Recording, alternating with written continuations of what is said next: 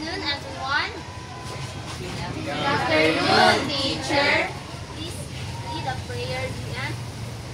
Little Father, stand down.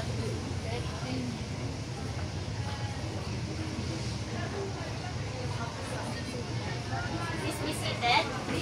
Thank you, teacher. Who is absent today? No. Teacher. Very good.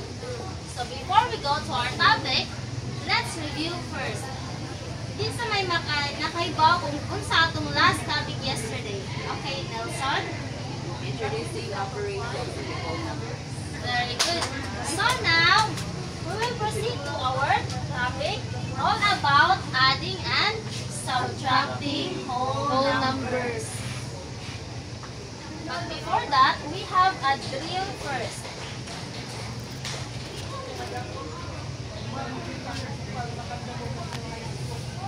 Please read everyone.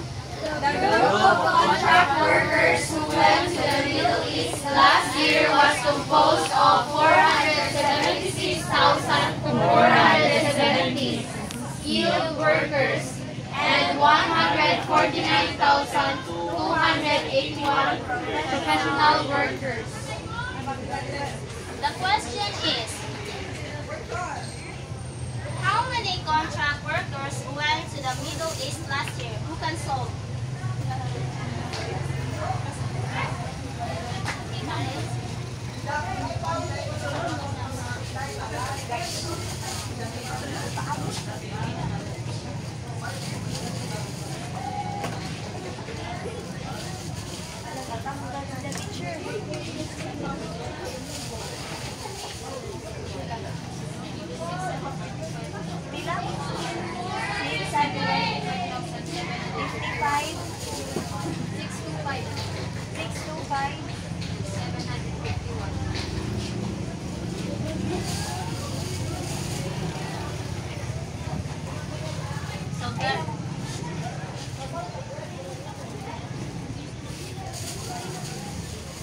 Very good. Unsa ang operation gigamit ni Karin? Addition. Very good.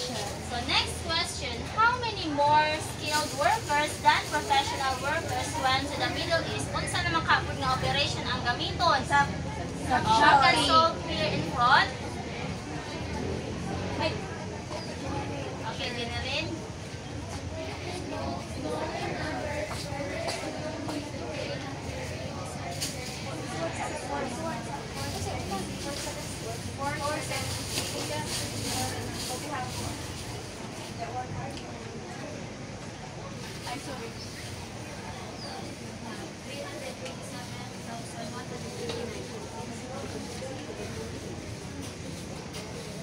Correct ba si Jeneline? Yes, teacher. So, very good. So now, let's explore another activity na po all about function machines.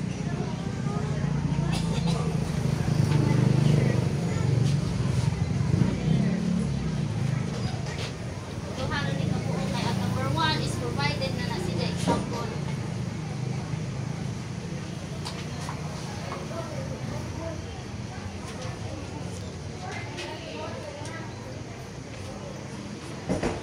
Tanawa sa number 1. Ang input niya is 10. Then ang output is 15. Nganong na 15 man ang output? Divide. Itugangan sa 5. Ang 0 nga input nahimo pud nga 5 nga output kay so mo na tuloy-tuloy mo na ang isang rule is input plus 5 equals the output. So number 2, kinsa may makasolve ani? Kinsa may makatubag?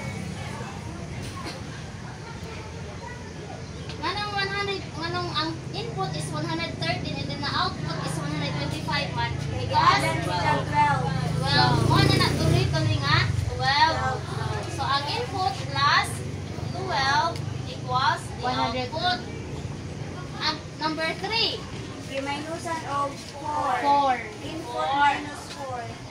Ang input minus 4 is equals to the output. Very good, class. So now, kinsa may nakaibaw unsa ang addition? Ginamjud tadan niyo unsa ang addition ug unsa pud ang subtraction. Kinsa man makahatag og idea? What is addition? The process of addition is Putting together or finding the sum of two or more numbers. and subtraction. Is the process of taking away one number from another number or finding the difference between two numbers. So kung mag-add or mag-subtract tag numbers, unsa nga form ang dapat inigutang bitan mag-solve para dani? Ina column form. So kung mag-add og mag-minus ta og numbers, dapat asa man jud ta dapat muuna og kanang solve. Right Right to Left. Oh, very good. Padyo ka nakaibaw na mo.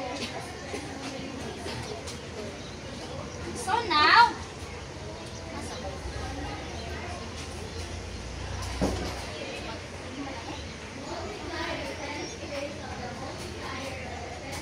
mag-paste po og image kaya na ako'y 3 ka questions na po.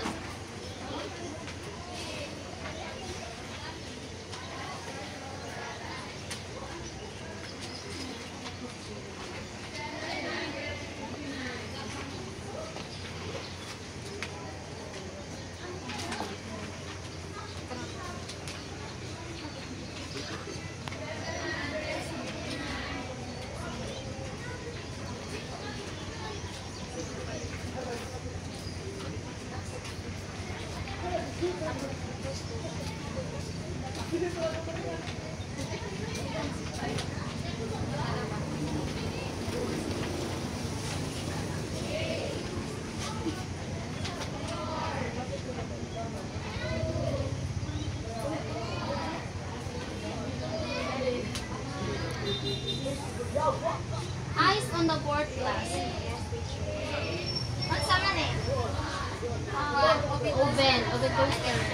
Then ay toaster, na rice cooker, electric fan, radio, burner with oven, then refrigerator, computer set, and TV.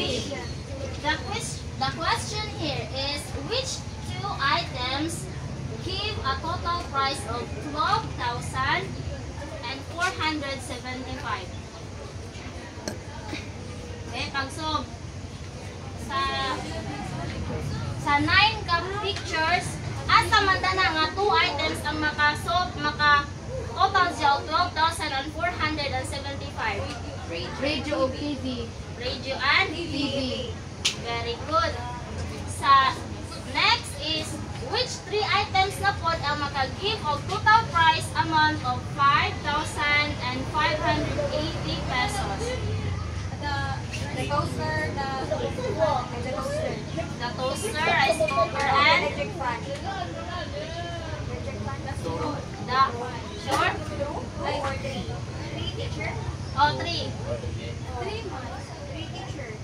The toaster, rice cooker, and the Oven. Okay. So next, what is the difference between the 2 prices items and the 2 least prices items? Asa man ang duha ka mas pricing items dalhin? Kaya kasi makasolve sa front page.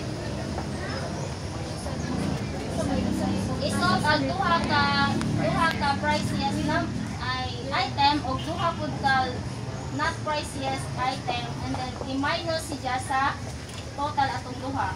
Sa may sige Nelson.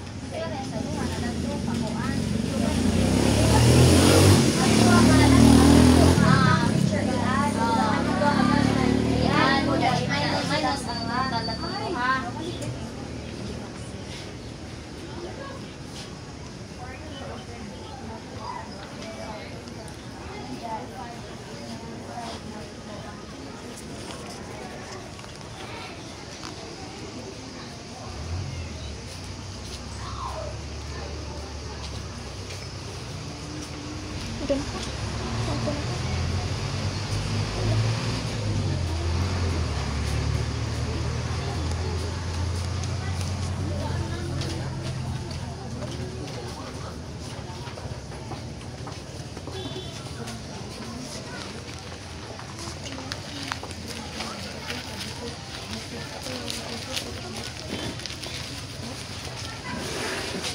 sakto ba si Nelson?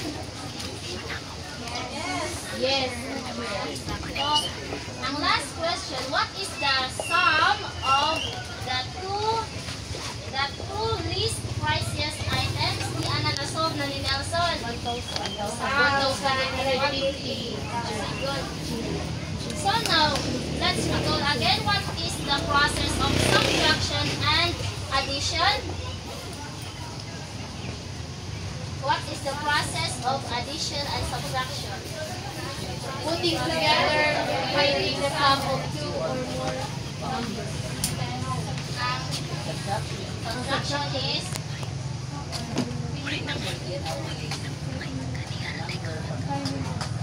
very good. Sa asa ra gani ka dapat muuna og solve inig mga Right hand, left. Very good. So now let's proceed to evaluate.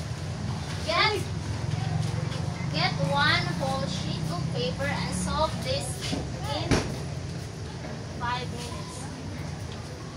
Are you done? Yes, teacher. Did you understand our lesson for today? Yes, teacher. Sure. Sure. Bantay ha. So now get your assignment notebook and copy this. And this is to be submitted or to be checked tomorrow. Understand? Yes, teacher. That will be all, and please stand for the closing. Praise be the name of the Lord Jesus Christ. Now and forever, amen. Father, Son, Holy Spirit, amen. Goodbye, class. Goodbye.